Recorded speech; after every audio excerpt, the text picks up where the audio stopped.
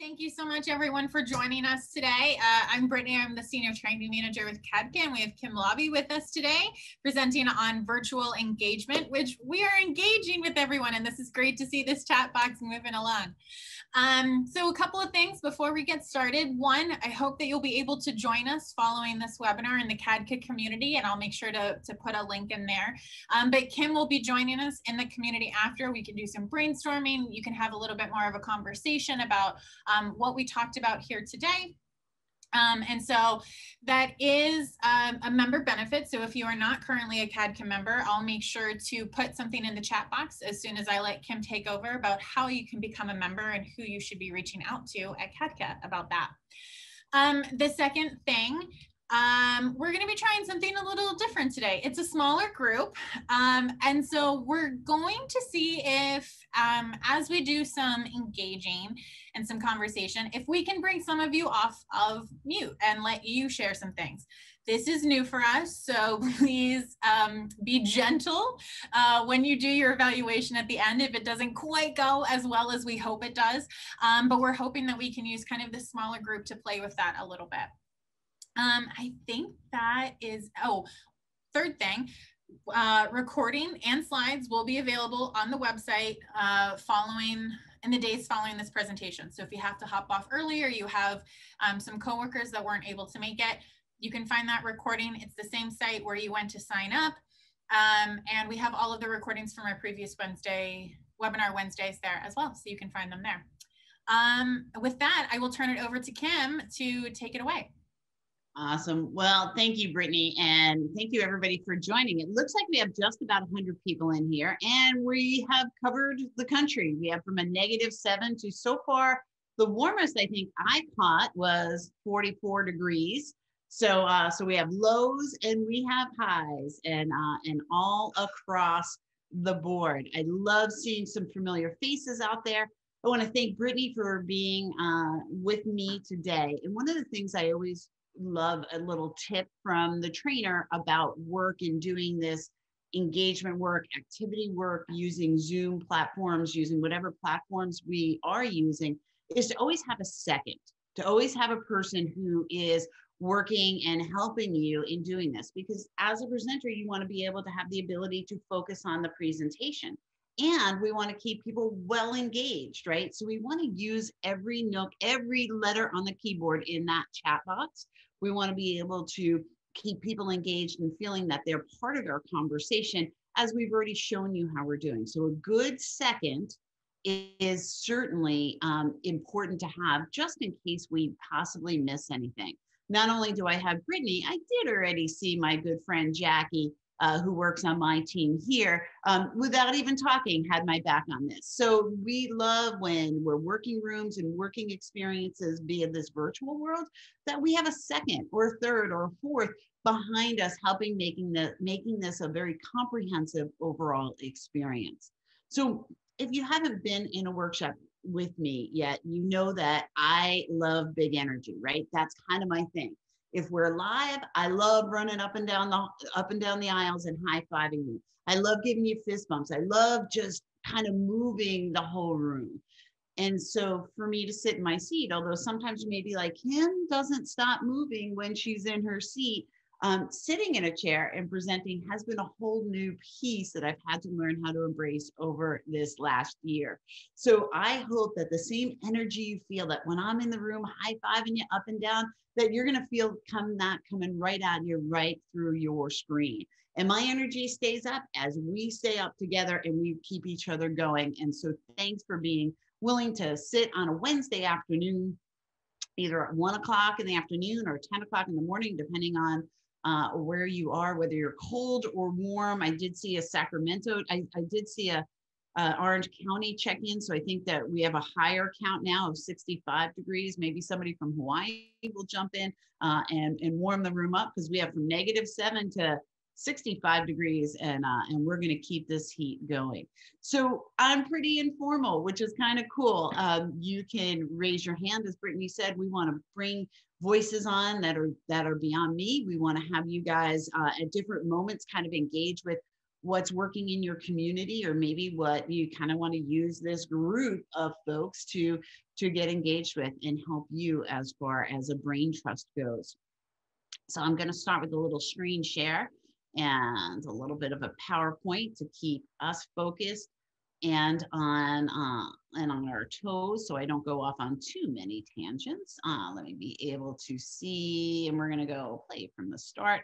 And that's where we are. And my guess is you can see that screen quite fine, although we know generally presenters like, can you see the screen? Can you see the screen? But I'm just going to assume you can see that screen with no concern or no issue. So with that, we're going to go and we're going to move forward in this. You know who I am. We're going to talk about a couple of different things today. I want to let you know that CAPCA is there for you. CAPCA trains every single day. Doesn't matter where we are training, and we wrap around you and your communities in a very powerful way. And so we encourage you that if there's anything I say today, or anything that any of the other trainers or that you learn things from the forum on, if you want to bring us into your community, know that CAPCA is there and willing to partner. If you're not a member of CAPCA, we want you to become a member. And I'm pretty certain I saw some information in that chat box on how to become a member. So here's what we're going to do today. We're going to learn ways to strategically connect and keep partners virtually engaged, because that is going to be our world for a little while longer. And then we're going to go into the world of hybrid, of how do we meet in person and on Zoom. We're going to talk today about ways to connect to the community in safe and meaningful ways, and different ways that we've adapted during this COVID pandemic to really still make sure that we've engaged our partners, and the cool partners that we found that we didn't even know were there before this pandemic. And we're going to strategize ways to kind of come across that digital divide to carry our work beyond the screen. So those are the goals of the session. But my personal goal is to give you 50 different nuggets or more, 50 different things. Some of them may not be new to you. Some of them and some of them you're going to be learning for the first time. But my goal is for you to walk out of here with 50 different things that you can use to make your virtual platforms, to make your virtual engagement, to make your work that much more meaningful, just by planning a couple of different just a couple of different things that you do in this virtual space. So if somebody wants to keep count and see how many of those beans that we get. I already gave you one tip. That one tip is to make sure you have a second. Right? Make sure you have somebody working along with you. So my guess is a lot of you have heard me, but if you haven't, I'm going to give you the quick version of how I wound up coming into this work. I came in through the back door in a lot of ways. I was a teen, and I had to do community service thanks to a judge and to my mom for placing a PINS petition on me. And the beautiful thing that came out of that journey was that I was introduced to prevention. And although I didn't necessarily see that that's what was happening for me when I first decided to go on to this youth training program, I was encouraged by a community member. And I always love saying that because community members, you don't know whose piece to the puzzle you have. So share those pieces wherever you can, because somebody in your community needs you right now. And I fell in love with the work that they did on that conference. And I finally felt like I had found a place called home.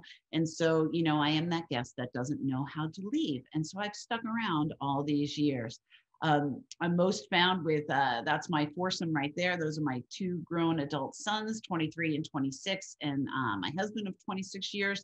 And of course, I always love to tell you about my rescue dogs. Those are my two dogs, and my dog who thinks he's a human. That's Truffles Tallulah in Tuxedo. And what I totally vibe on is helping lift the space and make the space better. I know in our work here at our agency, we always have this idea of how do we make the space better? And we make the space better oftentimes by just vibing higher and just getting people excited and energized about the work it is that we're doing. So my commitment to you is I'm going to bring it. I'm going to bring energy because I don't know how to do it any other way. So I am going to engage you because that's what we're talking about today, is engaging. Now, for those of you who like a little competition, right, you can earn imaginary points along the way. The points don't matter. They don't count. They don't mean anything, but you get to count them and see how high you get to go.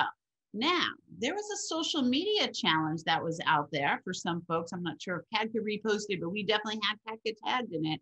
So, so if you saw the message out on social media, we will give you 1,000 imaginary points for letting us know in the chat box that you did.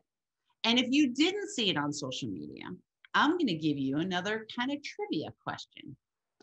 If you know what, and I'm going to say people who know me on Long Island can't play along in this competition, but if you know what BECSPK means, it's a huge East Coast thing. BECSPK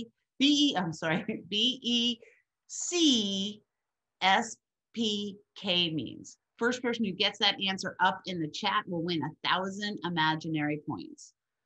BECSPK. And interestingly enough, I can't see the chat right now. Oh, there's the chat. There you go. Oh, in Connecticut, an East Coaster has no idea. Who's Googling it real quick? Is anybody Googling it? BECSPK. If you Google it, there's a very specific picture that will come up. Yes. LSU win 1,000 imaginary points. That's exactly what happens. If you go into a deli on the East Coast and you just go, and you have to kind of say it like it's one long sentence, right? Beginning chief soul burger, and that's BECSPK, right? And that is kind of the one thing when kids come home from school, it is the one thing that they go looking for right away. So let me move these things so I can move you right along. So let's talk about the COVID experience so far. And I have so many boxes open. I need to see what you're saying and what the screen is saying. So one of the first stages we experienced was denial, right? We were just like, this is something that's happening someplace else, maybe or maybe not, gonna impact us. But we were just kind of like, well, we heard it's out there. We heard there's this thing happening. Italy was certainly in trouble and other countries. And then we started to build our own concern. We started to really kind of wonder what was going to happen here for us in the States.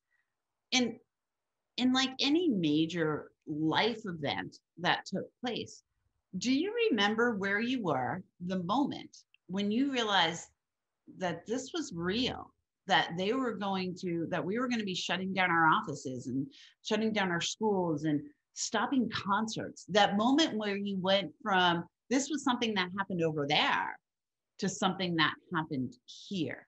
And I remember very vividly that moment for me. And if you, if you wanted to kind of pop in to the chat, what was your moment? Where was your moment when you were like, oh, this is going to be different for a while, right?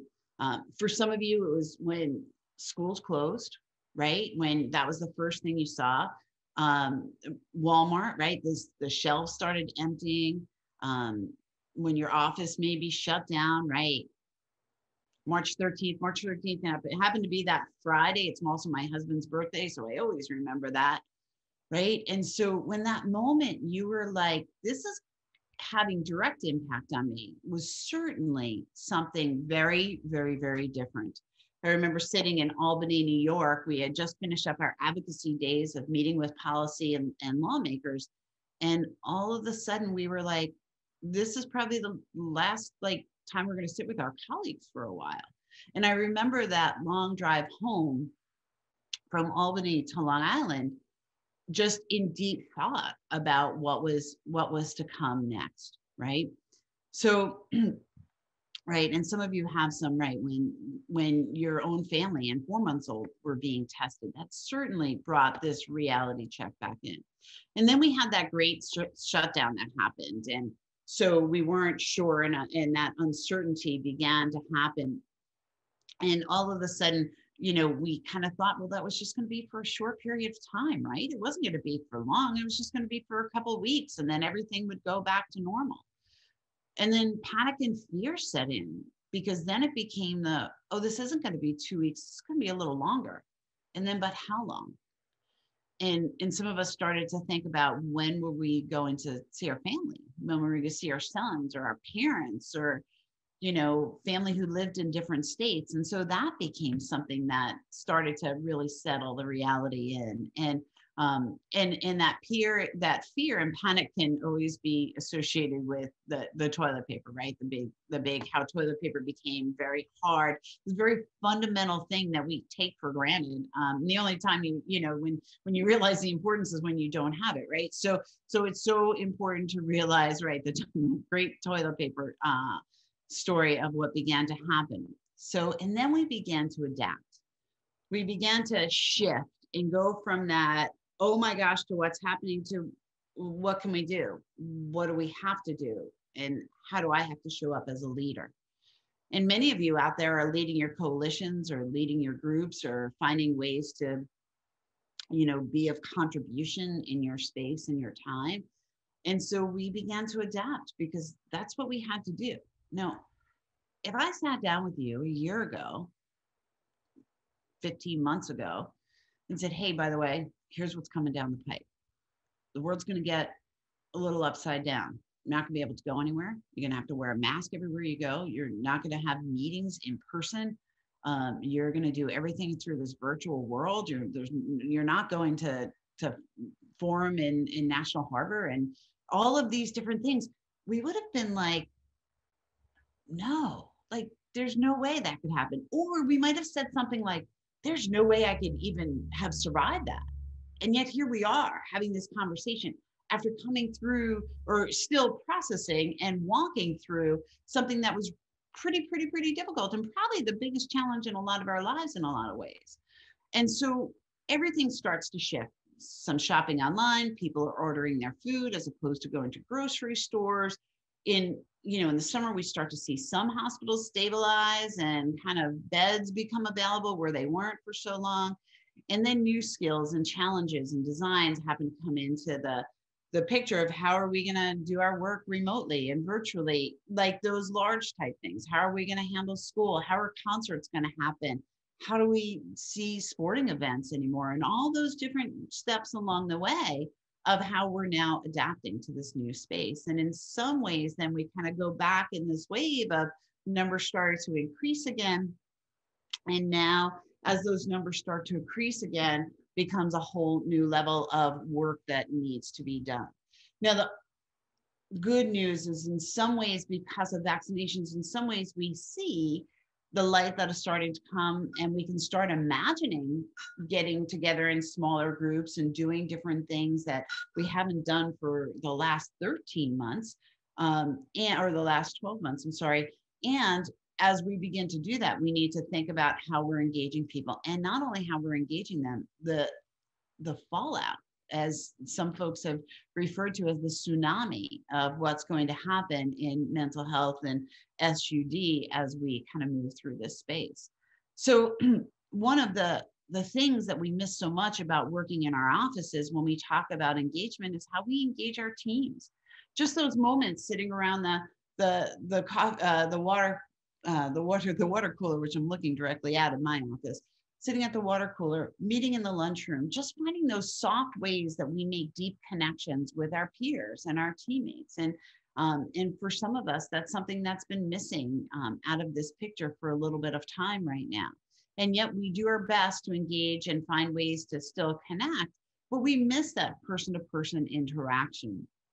And I've used this image in a lot of different workshops because it just always speaks to our human need to connect, right? We're connectors, and that need for human connection is so powerful.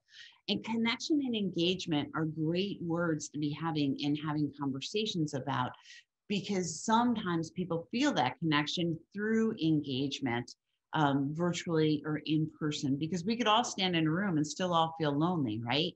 But it's that engagement piece that makes us feel that we're part of that experience. And so we move to the Zoom world. And how many of you, who's willing to give themselves in the chat box 1,000 points if you know that's what your picture looks like when you're on Zoom? Who's willing to own that space? Because that's my space when I'm on Zoom, right? We think we can multitask, and we've got all these different things going. We've got our phone going, our notes, our planners are out, maybe how to be a better parent is out, our kids are running in the room. All of those different things are happening all at once. And so we're never really fully engaged in either one of those activities because we're kind of trying to multitask. Now, you know, if you've been in my workshops before, I love to say that multitasking is overrated, right? And that it's not all that it's cracked up to be, because we're never really where our feet are, and therefore we're never fully engaged. And that engagement is what is going to help us stay connected and stay through this process. And no, General Price, I am not watching you from here, but my guess is that does look a little bit like your office. So in which case, General Price, we're going to be sending you New York Yankees memorabilia to put in your office, because we're a Yankee group, and we like when our Catholic friends are Yankee groups out there as well. So the good, the bad, and the ugly about how we moved to the virtual platform, right? So technology became the first lift, making sure that people had technology. And guess what? Not everybody did. There were houses that didn't have good Wi-Fi, or areas that didn't have access to Wi-Fi. We had places that had one computer to share amongst 10 different people in a family system between work and school. And many of our high school kids that we were working with, not only did they have to worry about getting their schoolwork done during the day, they had to worry about how they were helping their younger siblings get their schoolwork done while mom and dad worked. And so we know that technology created a huge barrier for a lot of people. Now, some good grants, some opportunities did help some communities up their technology and gave access, which was brilliant, but that wasn't 100% across the country. And so I always want to make sure that I acknowledge that not everybody had the same kind of access they did in more populated areas.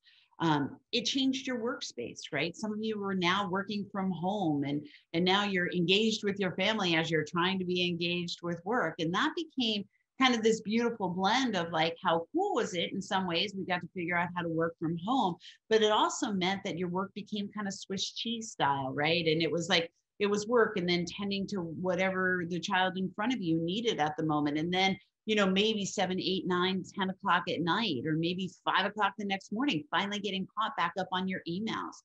And so adapting to the space became a big piece of the adaptation process, working in that home environment as discussed.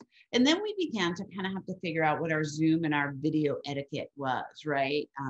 There are things we do on Zooms and webinars we would never do if we were in person. And so we had to kind of find the right way to kind of adapt to this world. At the beginning, the first 6 months we spent saying, you're on mute, can you mute please? Can you mute please? As a matter of fact, some good friends had this cup made up for me that says, can everyone mute?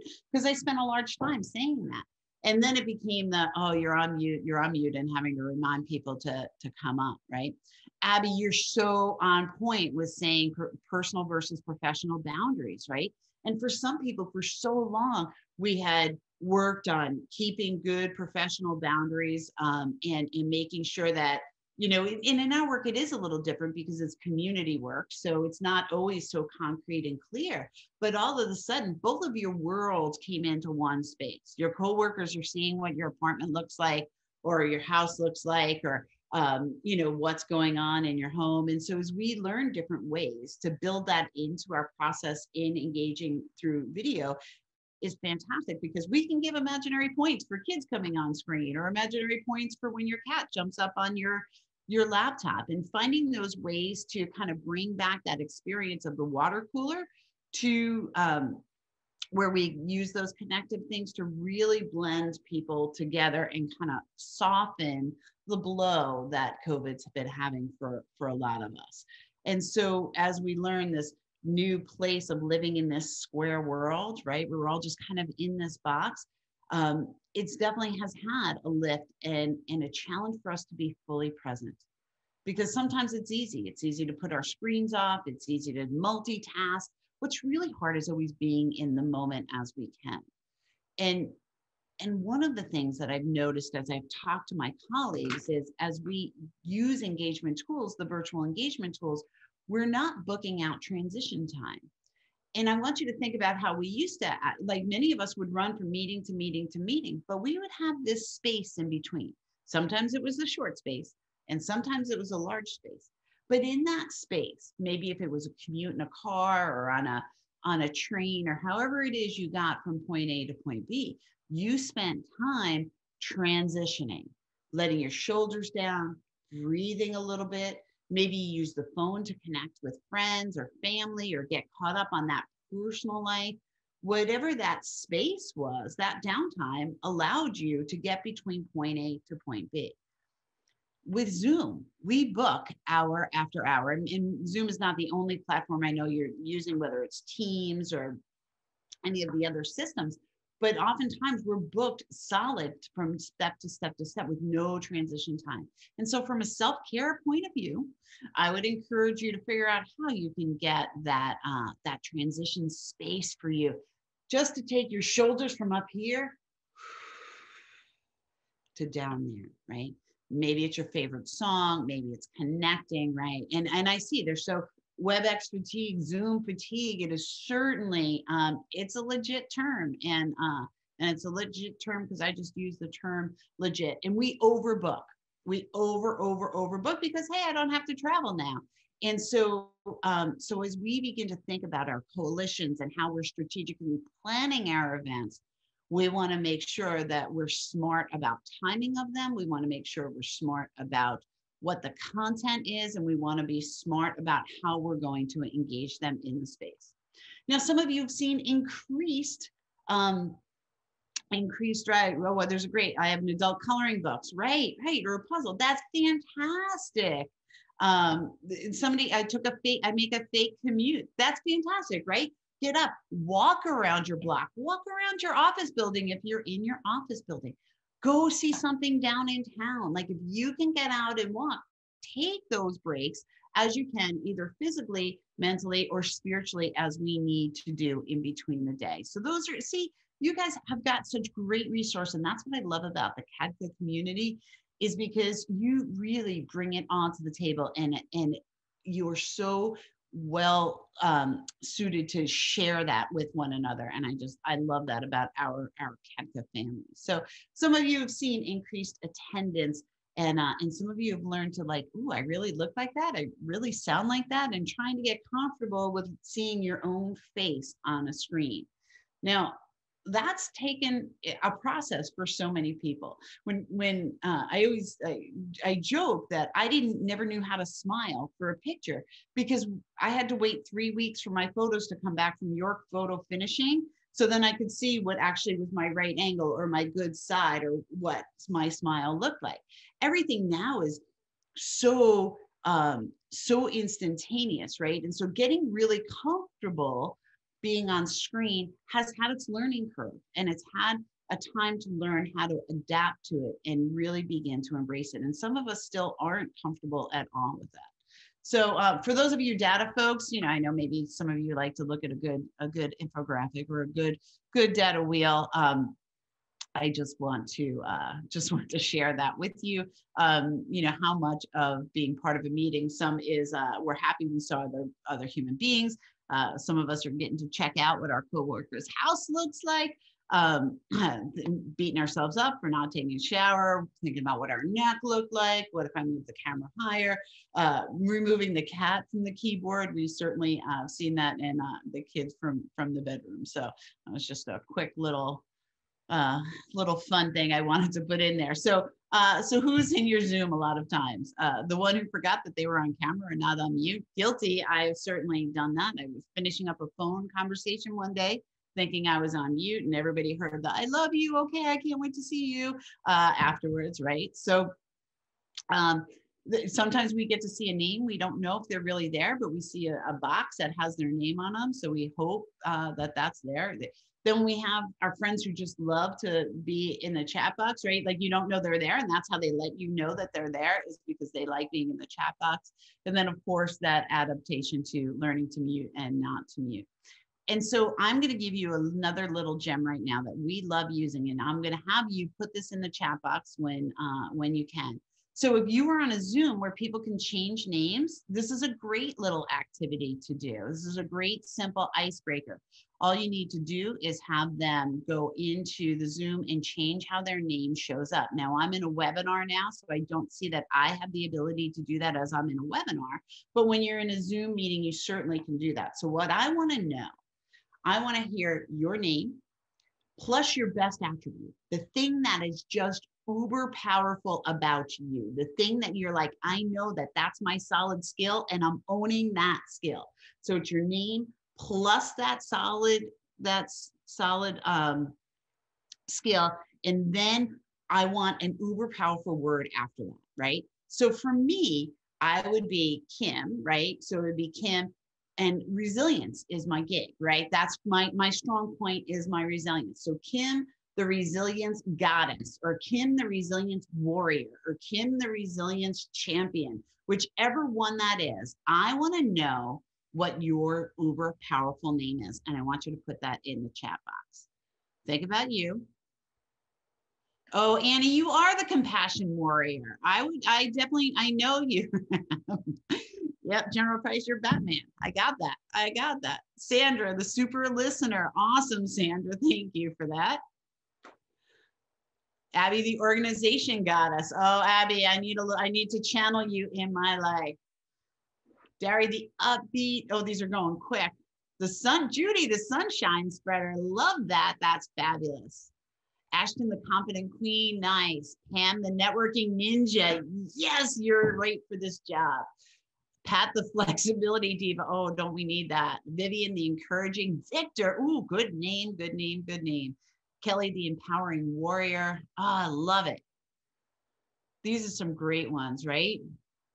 Chanel Jill of all, Chanel Jill of all trades, right? That was a good one. The other day, for those of you who know my dear friend, Stephanie Strutner, who's also a very gifted, talented CADCO trainer, her superpower, her human power is her efficiency. And I shot her a text yesterday and I'm like, I just want to let you know, I'm channeling my inner Stephanie, the efficiency queen right now. And I love Eric, the encouraging leader, Grace, the technology queen. Nice. So Lisa, the leader who cares. Love that, Lisa. And I'm sure your team does as well. Lynn, the coaching queen. So these are some really great, first of all, affirmations for yourself. We can start there with a good, powerful affirmation for yourself. And also, it's a great way for you to, in your groups, have people claim what's true for them right in their chat box, right? That's an important, right in there, right with where their name lands and falls. So thanks for playing along with me. Selena, the youth here. Oh, Selena.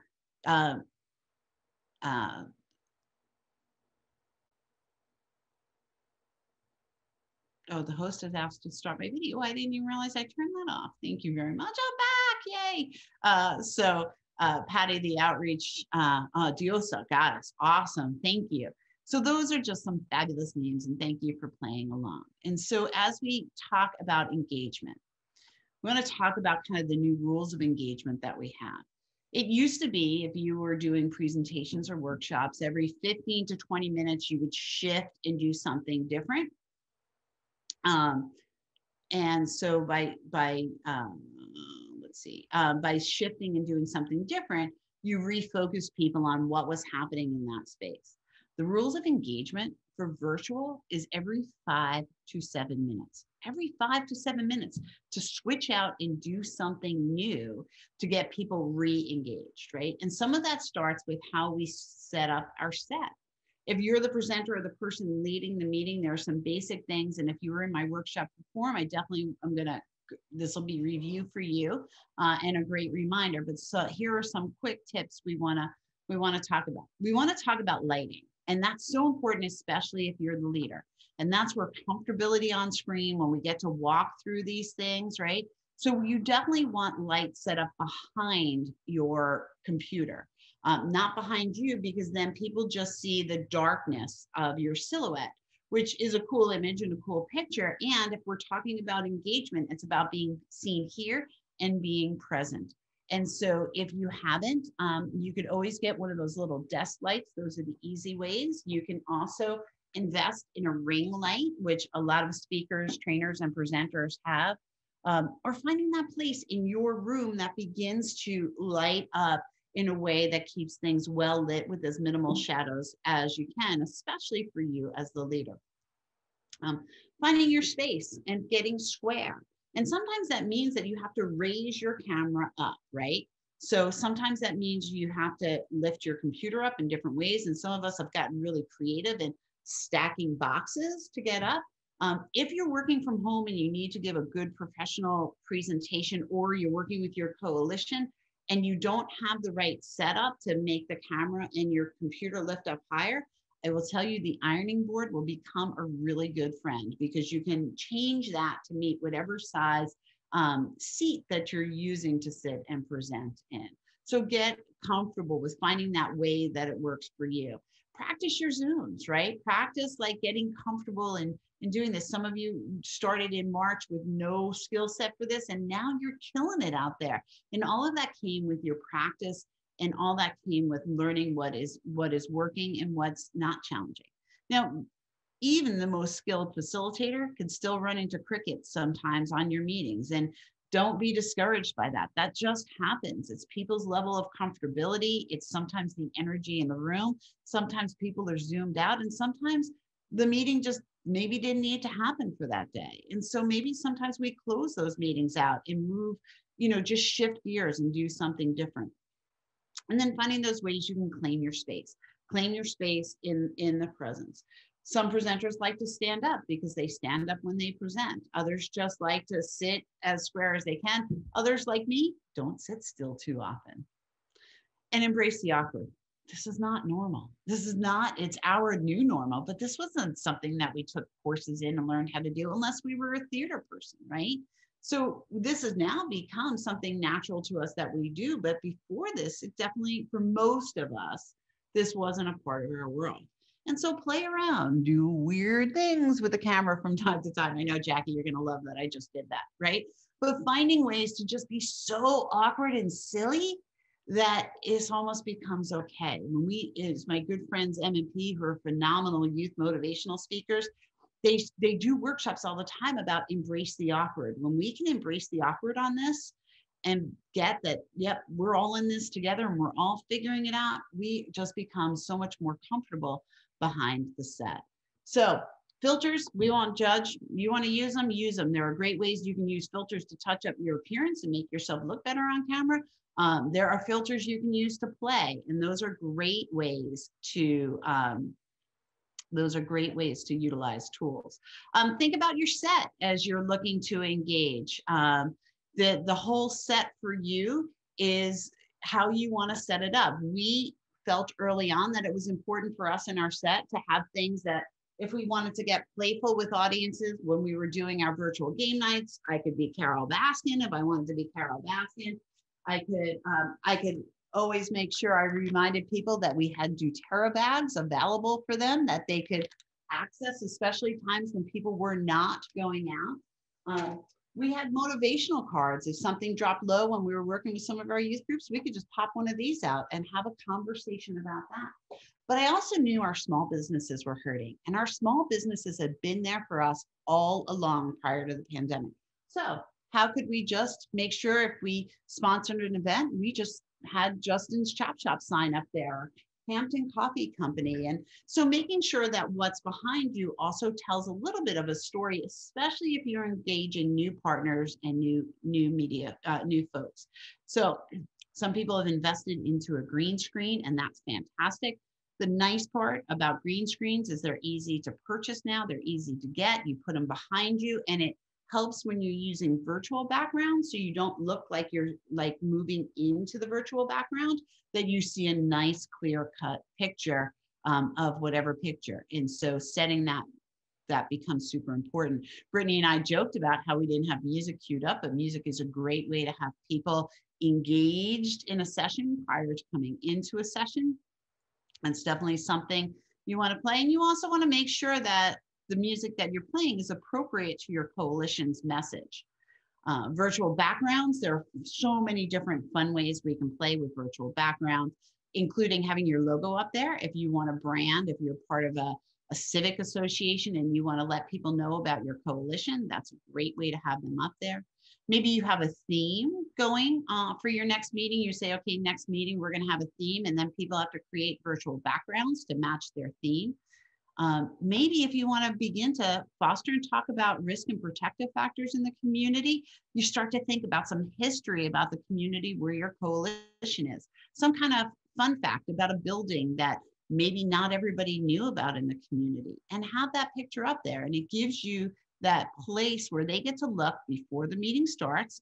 You begin to engage them prior to engagement, and they get to have a conversation and learn something new about their community that they may not have known before. This one, I keep losing my ability to click. There we go.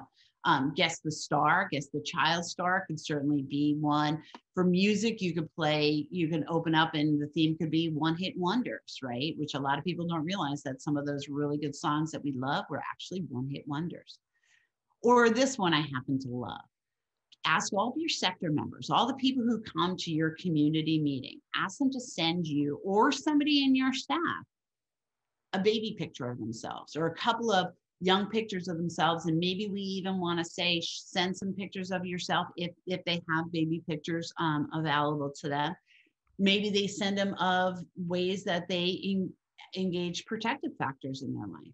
And then that could be a way that folks could begin to collect, just have a little bit fun of engagement and take a look at just soften the room a little bit so that people do have that connective tissue happening. Then we've got using current events are certainly a great way to keep folks engaged in their background. So here's what I want to know, because I told you every 5 to 7 minutes, we need to have a little bit of a break of engagement. So here's my question for you, and another tip that you could always use. And here's the little gem I'm going to tell you.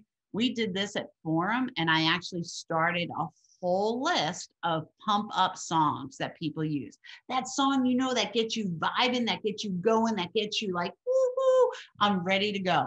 I only have a 1-song commute to work. I know that that's so sad that my office is a mile and 2 minutes from my house. So it literally takes me 1 song to get to work. So my pump up song has to be super, super significant. So here's what I want to know. I want to know what your pump up song is.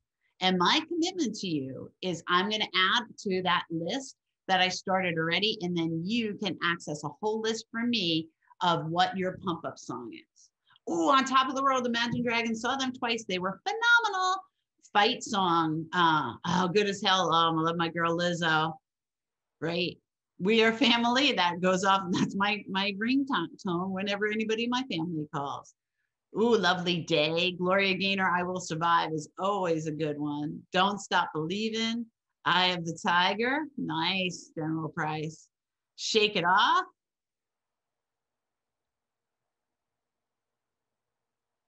Being reminded, don't forget to all panelists and attendees, so all the attendees can see what you're putting down. Anything Bad Bunny, You Shook Me All Night Long. AC/DC, love you, Sandra, and a little AC/DC. I Had the Tiger, Learning to Fly, Sunshine in My Pocket. Nice. Rocky theme song, right? Queen, there's always got to be a little Queen. If You Don't Want Me To, Ronnie Millsap. Nice. So we'll add these to like a pump up song, and anything Beyonce's in there. American Hero, Best of the Foo Fighters. My #1 song right now happens to be Alabama Shakes, Hold On. If you haven't heard the song, it's a real cool, like scream at the top of your lungs as you need to release and like just kind of let all that goodness happen all at once.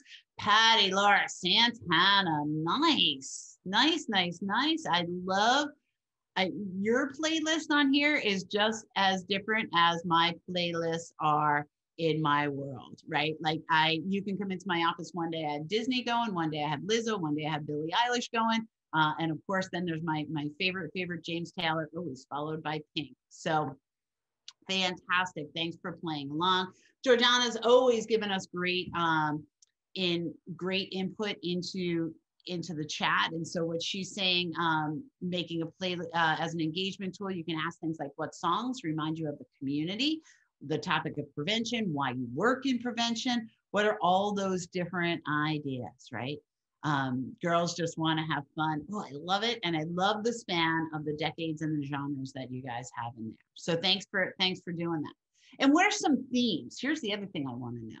What are some themes that you guys have used that have worked really well, or themes that you think of that you could do when you put your answers in there? Make sure again that we're putting it into into the chat. What are some themes you guys could come up? Oh, James, sorry, you're losing power. Stay safe and warm as best as you can. So give me some themes that you guys would think that you can build your coalition meetings around. Maybe it's the virtual background, or maybe it's you get everybody in your team dressing up, Star Trek, 80s. So Patty, great question, Patty. So here are some ways that themes can work. It takes a little work on the front end. It takes somebody reminding them through your emails and your communications prior to that meeting of exactly what it is you're looking for. So maybe it's a theme could be, if you did 80s themes, you ask everybody to make their backdrop, to make their virtual backdrop have a variety of different pictures from the 80s, something from the 80s that they either remember or they love, maybe it was Jordache jeans, or, well, I got stuck at Jordache jeans on that one. Gloria Valente, like maybe, Champion sweatshirts, whatever it was that was big. It's actually all coming right around again this time too, because I see that scrunchies are back. But maybe what you just do is have a moment where you can set everybody up to either say, make their virtual background. That could be the first way that they do it. The second way they could do it is you can ask them to dress in it, right? And maybe you add 1 or 2 trivia facts to break up your meeting, either at the start of the meeting, the middle of the meeting to take a mental break, right? Or even at the end of the meeting, some different trivia facts about the 80s. If you do it with Disney, no different. Dress up as your favorite Disney character, have something from Disney on screen, whether it's a virtual picture, hairstyle, as folks are saying, right? There's some great ideas of different ways. Now, here's what I will challenge us to think a little bit out of the box on. We work, as many of you do, with multiple different age groups, right? Sometimes your group you may not feel is ready, or that's too awkward or too uncomfortable for them, or they may not participate and play along. Sometimes it's in our setup, as we can begin to get them to kind of embrace the awkward, we're all in this together, and as you begin to do the setup. But I learned a great lesson once when we had an outside facilitator come in, and she told me the icebreaker she was going to do. And I was like, oh, that's never going to fly. That is just never going to fly. And what happened was when I told her that's not going to fly, she said, I'm going to do it. And I have to say, the one particular person in the meeting who I thought who had very clear boundaries, very strong, very, wasn't sure that they were going to embrace the fun, softer part of the message. It's the one thing that he still talks about today. And it was that one moment we all wound up bonding with that individual, because we just learned a little bit of a nugget. So knowing your audience is so important. Knowing the age groups that you're doing is so important. And I would also kind of push to say, sometimes when we kind of push that line, we're going to find some gems that we didn't even know could possibly have existed. So you guys got it. 70s, 80s, favorite band, favorite theme song. Those are all different ways that you can engage in a very different way. So I'm going to real quick kind of go through the reason we get so passionate about this work is because of a guy named David Kolb. And what he talked about in 1984 was he talked about the value of experiential learning. And I want to bring to you that we can use the experiential techniques in a virtual world, not only just waiting for it to be when we're physically together, but doing it as we are in this virtual space. So it's based on having concrete experiences with some observations following what those experiences was. where we begin to pull different ideas from whatever activity it was that we just did on screen or on camera. And then, of course, how do we transfer that into real life situations, right? How do you start with maybe a conversation about protective factors in your community, and how does everybody bring together a piece on that? And then how do you connect that to the larger outside world and all the protective factors that are in your community? And so when we use experiential learning, there is a couple of different steps. There's, of course, the framing, right? How do we begin to put this concept or this idea together? We like to develop a metaphor because that's easily translatable for folks to begin to understand. And then we look to see how we are delivering an experience, how we're delivering that virtually, how it's coming through, and of course, getting folks to reflect on what it was that they had learned. And when we begin to use all those different, we frame it, we have them participate in it, and of course, they reflect. We get to those really important places that we want to be able to utilize more in our work. And those are those reflection places of what happened in the activity we just did. What can we learn from what just occurred? And of course, now what are we going to do with this information, and how are we going to make it meaningful and make it matter? So here's what I want to know, but I don't want you to answer it right away. Here's another tip on how to use a chat box. It'll give me an example, an opportunity real quick to take a look at the chat box myself. But I want to know what you saw happening positive in your community since COVID. Now, we know we have a big focus on all the challenges communities have had. But was there one specific thing that you saw happen that you felt was a direct result of the best of people coming out? Where people just engaged a little bit differently? Where people connected in a different way? And when you get a chance, I want you to think about that. And then we're going to do what we call a positivity burst. So think about something you saw in your community that is different, that is positive, that has been happening since COVID or happened during COVID. And we're going to count down 8, 7, 6, 5, 4, 3, 2, 1. Go, hit enter. Blast that right into the chat box.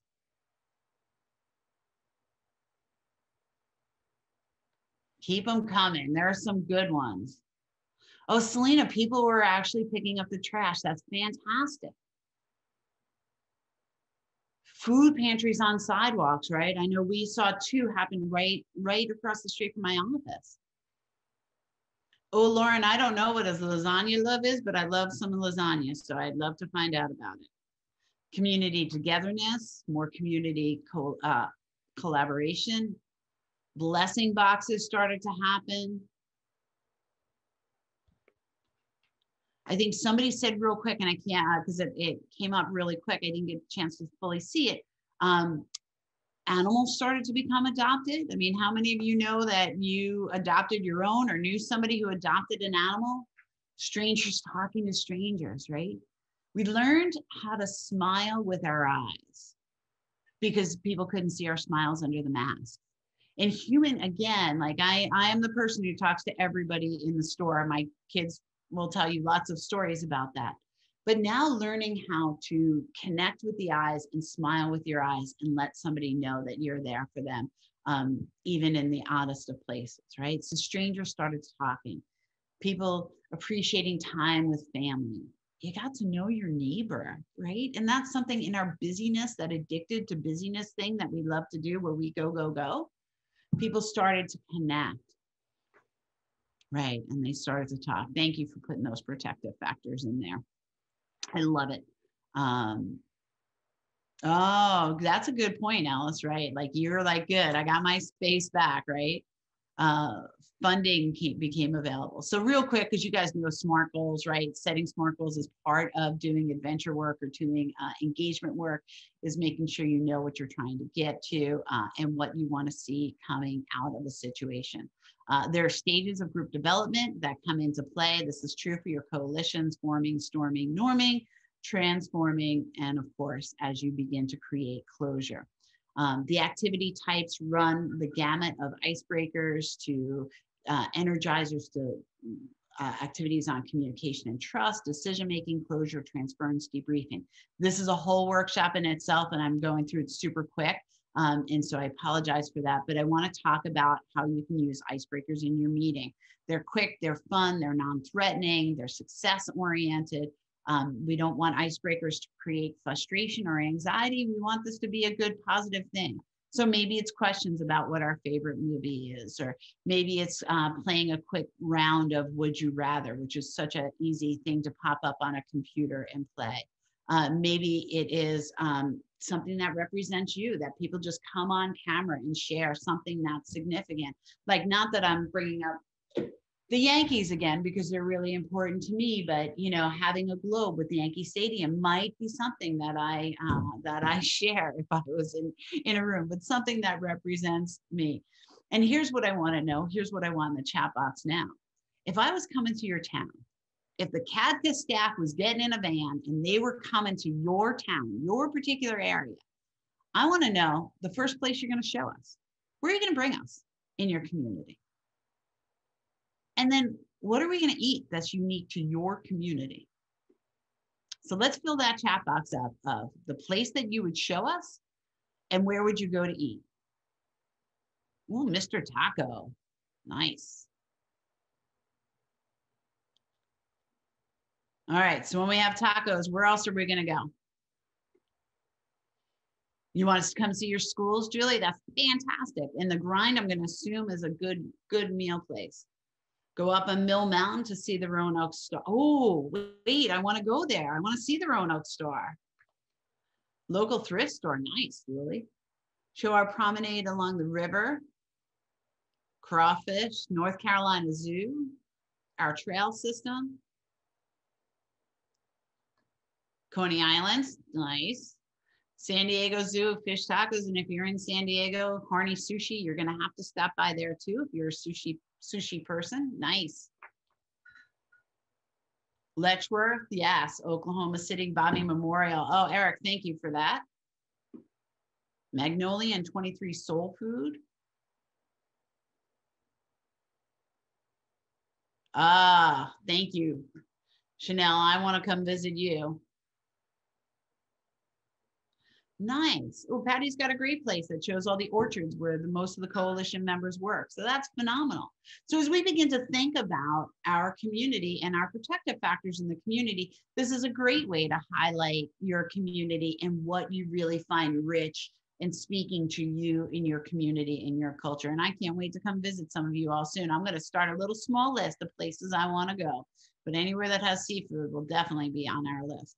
So in our energizers, we want to make sure that there's a little bit of like getting people out of their comfort zone, and we want to really just encourage good effort being really important. We want to have fun activities for them to view themselves as capable and really gung-ho, and we want to encourage participation and decrease confidence. And we can do that in ways when we're on Zoom or on WebExes of just coming up with funny things to do, like if you just throw out a bunch of different ideas of, you know, who likes seafood, and then those who like seafood could be like, oh, that's me, and just do it in some really bizarre kind of funny, over dramatic way. Or maybe when people are done with the task, you have them create a victory pose, right? Like, what would their strength pose be if they were like they have just solved something they'd really been working on? Or maybe we throw up hidden objects as a way. And these are all ways we get people kind of looking and thinking a little bit beyond just that icebreaker of what their favorite thing is, but put a little bit of a challenge behind it, but still not so difficult, right? So when I say hidden objects, here's a great example of hidden objects. It is a picture that has pictures within a picture. So for any of you who love the old highlights, that's exactly what this is, where you begin to find different pieces, right? And so for this particular hidden objects, there would be an A through, there's the letter A going all the way up to the letter Z. This can be used either as you're just coming into a virtual meeting to have it up for your participants to play around with. Maybe use this as a little warm-up activity, but it will get folks to have a singular focus where they're all kind of doing something asynchronously and looking at synchronously, not looking at a document where they get to find where all the different letters in. Now, if we had a little bit more time, we would definitely, yes, our office is right across from the firehouse. So the firehouse whistle is going off. My apologies if that is loud. And of course, we always honor and thank our volunteers whenever we hear that going off. So A through Z is definitely in this picture. It's in this image. Some of you, sometimes we've struggled to find certain letters, but I'm going to guarantee you're all there. You can easily just Google hidden objects, and you will easily find this is a way for you to just engage just with a little bit more thought behind it. And so that celebration pose that I talked about, I want you all right now, nobody's looking, nobody's paying attention. And I'm, by the way, going to be willing to do this online, but I want you to think about what your celebration pose is and get into that pose. Maybe it's, maybe it's, maybe a lot of you are having fun just watching me make noises. Whatever it is, find your victory pose. And when you do that thing at the end of the day that you feel so awesome about, tap yourself on the back. Or if your group has been working really super hard on the Zoom call, have them stop and move, because movement is essential, right? Motion creates emotion. And so it's awesome when we can get folks engaged in moving and even doing something physical. And so as protection for yourself, sometimes you might have the opportunity when you're not on camera, do some squats, do some movements, walk in place. But movement is certainly important so we don't get that Zoom heavy fatigue, and it keeps us engaged and in process, right? So figure out what your celebratory pose was. If you want to take a picture of yourself and share it with me, you can reach me at kym@hugsinc.org. I love getting homework from you guys. Trust, of course, when we look at group development, trust is a whole different process. When we work with people live, easier to do activities that build trust. Again, on Zoom, it's learning those rules of engagement and beginning to build trust in the environment, especially if you're going to ask people to be vulnerable. And Zoom is an intimate setting. As much as it feels like it's, something different, is a very intimate setting because you're right on camera. And that makes us, when we're right on camera, makes some people feel vulnerable. And so we want to make sure that we always honor that. And so this is a fantastic way we get to work with people. This is one of my favorite activities for showing people how to build trust in a group. I am going to fast forward through a lot of it because I want to get to some more nuggets, but this is a simple way. That is a facilitator we work with closely. His name is Kevin. What Kevin has done with this group of 80 people is put a live mousetrap in everybody's hand. In everybody's left hand, there is a live active mousetrap. And we have a full discussion about trust and about trusting your partner. And this begins to help people understand that they're there for one another. Now, this is a large group to try and have pulled this off in. It does work better in smaller groups because you can have a more intimate conversation about trust, which is powerful and important. But what happens is when Kevin says count to 3, everybody is going to take their right hand that's raised up and they're going to put it onto their partner's left hand, essentially trapping that mousetrap between their tops and bottom hands. And the only way that they start to even get to that moment is when they look to one another and say, can I trust you? And your answer is yes, you can trust me. And so mutual trust is established in the group. It's incredibly awkward because there are mousetraps in everybody's hand, but it is a great way to bring about Kolb's theory about adventure learning and using these different ways to engage community partners and members. So I'm gonna get back to the video, which I've lost. Got control again. Oh. And down to your person to your left and take your hand. And you can see these were all adults. These weren't even young people that we were working with. These were active adults.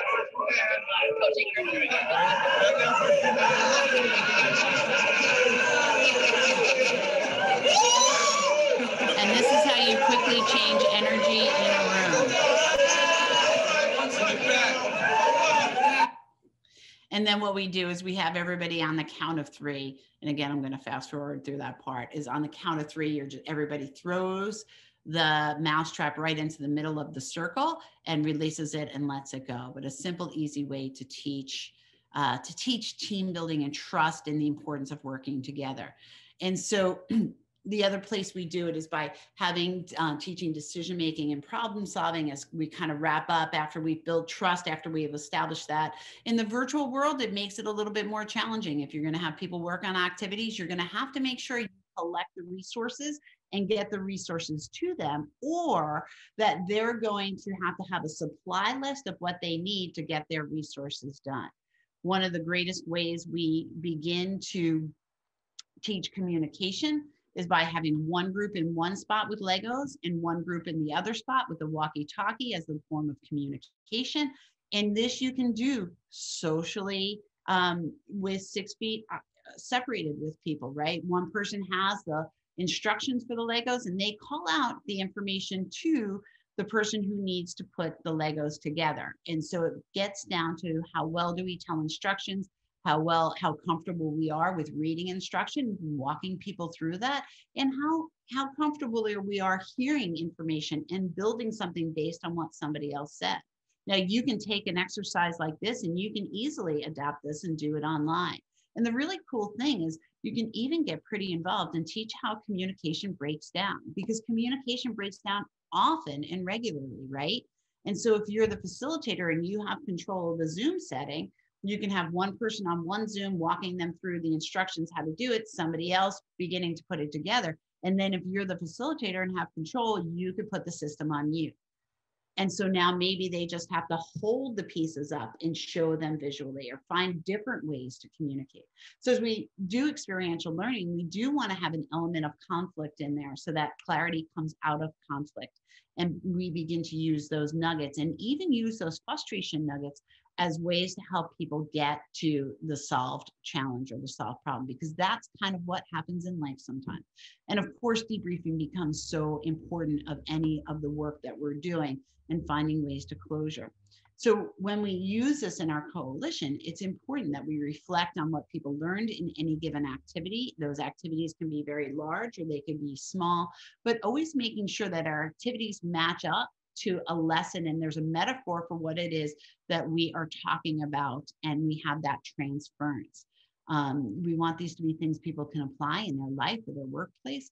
And we want you to have a gather. We want you to have a group of people that you get together and brainstorm with, right? Where you check your ego out the door, you get to share in a room and build off of one another's ideas, where everybody throws all the different ideas into one pile, where you question like, yes, what if? And you work on these activities before you bring them live to the different participants, right? So sit with the brain trust of people, because your ideas are going to be your ideas, but your ideas are so much more powerful if you begin to get the ideas of others, because not everybody in the room is going to think like you do, and they're going to bring a different piece. So bring that to workshop, bring that to thought, and bring that exactly what it is that we do. And I love putting people who are smarter than me in any given situation, right? I love when I have people who are smarter than me in the room. And some of those are my team building friends, including my friend, Jeremy. Jeremy's going to walk you through this simple video of how to use flippity in your coalition work. Brittany will let me know if you can't hear it, but we believe, because we've tested it out, that you can hear it. But there are some great nuggets. And as Jeremy is bringing you through the different ways to use flippity, which is a free resource, he is going to, I want you to be thinking about, when he shares with you how to use word circles, how you can use coalition word circles and how you can adapt the skill that he's doing, but overlay it with what you feel is important for your coalition. Hello, everybody. My name is Jeremy Butler, and I am the Director of Community Initiatives for a nonprofit in upstate New York called ICANN. In addition to that, I wear a number of other hats. I have the privilege of teaching in an adult education program at a local BOCES consortium in New York State. And in addition to that, I also serve as an event specialist for Grand Dynamics International. And you've either met my friend Tim Walter, or you will. Whoop, I'm so sorry about that. I don't know how that happened. Let me go right back to getting that back on. Hello, everyone. Well, I guess you can't do that. Hold on one second. I got this. I'm going to stay calm, cool, and collected as technology and I play together. Hello, everybody. My name is Jeremy Butler, and I am the Director of Community Initiatives for a nonprofit in upstate New York called ICANN. In addition to that, I wear a number of other hats. I have the privilege of teaching in an adult education program at a local BOCES consortium in New York State. Good point, Heather, right? Heather, you're on it. I also serve as an event specialist for Grand Dynamics International. And and you've either met my friend Tim Walter, or you will meet him a little bit later today. And then I also do a lot of freelance training and consulting work. And that's kind of how I came to meet Ms. Kim Laube. And I want to thank Kim for inviting me to put this little video together for everybody. I understand she's doing a workshop with all of you around virtual engagement.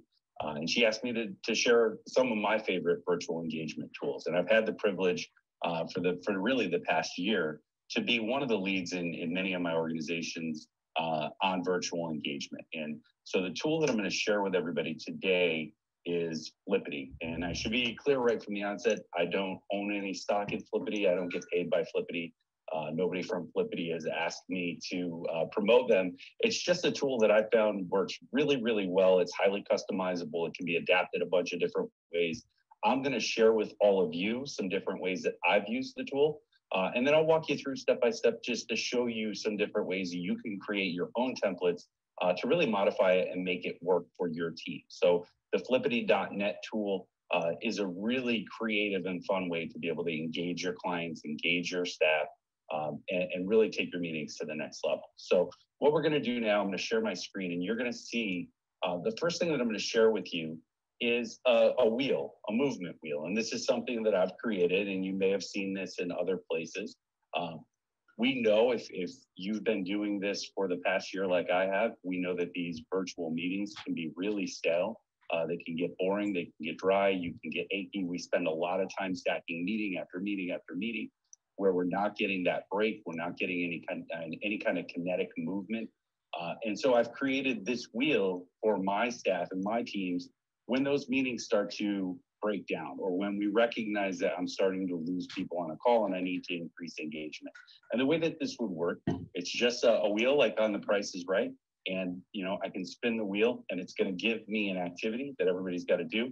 So everybody would do a shoulder roll. So everybody on this call right now can go ahead and start doing a shoulder roll and just roll your shoulders and just roll them in a clockwise fashion. Right. And we would do that for a few seconds, and then we would maybe either pass a remote and I could have my staff actually spin the wheel, or I could spin it again and we're going to get another motion. So now we're going to do a side stretch. And so we're just going to reach across and stretch on either side. And you could do this a couple times in a meeting just to break the meeting up, just to get people moving, to get people thinking a little bit differently. Another way that I've used flippity.net is a tool called manipulatives. And so what this allows you to do is create a list of words that people can move those words around on the page. And so here's an example of how I've used manipulatives for my new hire orientation with staff. So when we have staff that come into our organization, part of the new hire orientation is a team building exercise that we do after they've learned about the company's mission, vision, values, and they learned about our core philosophical kind of position, which is our wraparound principles. We'll have them in a room, they'll be in a Zoom call together, and then they'll have to work together to solve these word puzzles, if you will. And so, the first thing that they would do is name the agency, and they just drag and drop. And again, I can share the remote through the Zoom tools. I can share the remote with any of my participants on the screen so that they actually can control the screen. They can drag the manipulatives and drag and drop them anywhere that they would want. So our agency name, ICANN, and then we would look down here and we would find integrated, boom, community, alternatives, network. And they would do the same thing with our mission and with our vision, and then also with our wraparound principles. So that's just one way that we can use the manipulatives tool. Now, another way that I've used manipulatives with my staff is word circles. So if you've ever seen word circles, the way that they work is you have a group of words that only fit together one way. And so here you can see I've got a whole list of different words down here at the bottom of the page. And again, this is something that I've created, and I'll show you in a moment how you might create it. And we'll start with the yellow words first. So we're going to just pull one of them out, and it's on. And the way that a word circle works is all the words have to connect to one another, both on the front end and the back end, which forms a circle. So if we have on, the next word would be on point, and then point might be point blank. Blank might be blank page, page might be page turn, and then turn on fit. So that word circle would be complete. And we could do the same thing with the orange. We would have Willy, Wonka, Wonka chocolate, chocolate bar, bar back, back fat, fat free, and free Willy. And so you can see how those words all fit together. Now, the way I choose to use the word circles is I start with something really easy and simple, and I increase the complexity so that you get kind of a false sense of security. So they've done these first two word circles. They think that they've got it nailed. It's pretty easy. And then they get to the third one, and the third one's a little bit more challenging. And so they might start with light, but now it might be light out, or it might be lighthouse, or it might be light fire. It could be night light, right? And so they have all these words, and now they have to really work together as a team to solve that problem. And so they would work however long it takes them to actually solve the word circle, and then they would be complete. So that's just another way that we use the Flippity tools. Now, the third and fourth thing that I'm going to show you is a randomizer. So I've already showed you with the kinetic wheel, which is ultimately a randomizer. It just pops up a random thing. I've done it where I can use it for anyone on a Zoom call, where I can have them, if I've got a group that's dialed in and wants to have fun and wants to engage, the way this one would work is it's going to select somebody at random in the group, and then they're going to have to sing a song, and they're going to have to do it in a special accent. So I'm going to spin the wheel here, and the song that we would get would be Row, Row, Row Your Boat in an Italian accent. And the person that would have to sing it right now, if we were on a Zoom call, would be the person that's down 2 from me and to the right 8. And so I would just count 8 across, and if it keeps going, I would just come back to the other side of the screen. So that's a randomizer. And again, you can create all of these. You can customize them however you want. And it may look complicated. So what I'm going to do now is I'm going to show you how to create some of these tools and just show you how basic and easy it actually is. So if you go to flippity.net and you actually look at the homepage, you're going to see that there's a number of different things that you can create. Now, I haven't used every single thing on Flippity. I kind of have picked and chosen the ones that work best for me. But one of the ones that I think is really cool, I haven't shown you yet, is the name picker, the random name picker. And so the way that this would work is we're going to basically create a name wheel, and I'll show you how easy. All you do is you find the tool you want to use, click on template. You're going to make a copy of that template, and it's going to bring up an Excel spreadsheet. And so everything in Flippity is basically a simple Excel spreadsheet. You see that we have a name list here. I'm going to go ahead and change those names for my team. So we'll get rid of all those names. Get rid of Catherine, get rid of Gary. So we'll throw a couple of names in here. We'll throw our friend, Miss Kim Lauby, in there. Myself, my friend Kevin, my friend Jim, my friend Todd, my friend Carrie. And we'll throw one more. We'll throw Tim in there. So I've got my list, and you can create your list as big or as small as you want it to be. Now I have my list. All we're going to do is we're going to go to File, Publish to the Web. It's going to ask me to publish it. I'm going to click OK. And then I can just close out of here. And if I go to the bottom of the page, it's going to say Get Link Here. And if I go on that, the link to what we just created is right there. So I'm going to click on that. I'm going to copy it. And I'm just going to copy and paste it in a web browser. And then all those names we just put in, we've just created a name wheel. And so if we're working in a meeting and we know everybody that's going to be on the call, we can have a name wheel already pre-created. And so this makes it easier for if we want to just call on people at random, or if we want people to share out. If you're anything like me, you've fallen victim to the open-ended question when you're doing a Zoom meeting and you get that dead air. A name wheel can be a really cool way to get people maybe a little bit more on the spot without having to call them out directly. So we'll just spin the wheel and let it select whoever randomly pops up. So Carrie would be the one that would have to share, or Carrie would have to be the one that would have to answer a question. So the name wheel can be really cool. And you can do this in a bunch of different ways. So if I just randomly want to get a name, if I want to create a lineup, what order randomly we're going to go in, it will automatically do that. So if I want to reshuffle that, I'll Okay, boom, just hit the button. If I want to split it up, so for those of you using breakout rooms, and if you've ever sat down and tried to figure out how am I going to randomly break these groups up, you know, you can go in there, create a name wheel or a name picker, and then just do groups of 2, groups of 3, groups of 4, 5, however many you want, and it will automatically randomize it for you. And if you don't like those groups, you can just hit the button to refresh and it switches that up for you. So that is the name picker. I'll show you the manipulatives real quick, just so you can see what that looks like. So we'll close out of those. We'll go back.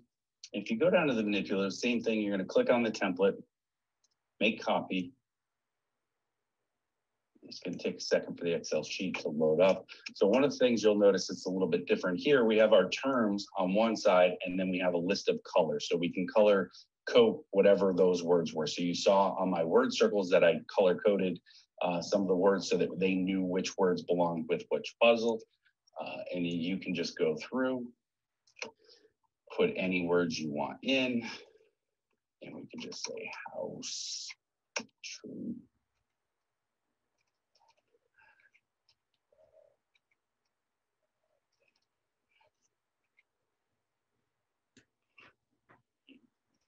There. And we'll just delete all these colors out. We'll make them all purple. And I can just drag that to make them all purple. So it's done. I've got the words that I want there in my manipulatives. I'm just going to go to publish to the web. Again, publish, click OK. It's going to give me the link at the bottom of the screen where it says get link here. I click on get link here. Again, I just copy and paste that into my web browser. Oh. Let's bring that up again. And there's my words that I just put in it, right? And so you can make this as complicated as you want or as easy as you want. And again, that's just one tool. So if we go back to Flippity, there's a number of different things. If you're looking to create a scavenger hunt where you've got riddles and clues, you can use the scavenger hunt tool. If you want to do a Jeopardy style quiz show, you can do that. Flashcards, if you're working one-on-one with a group and maybe you want to share information that way, the matching game can be really cool. A lot of different things on here. Word clouds. Personally, for word clouds, I like to use Mentimeter, which is another tool.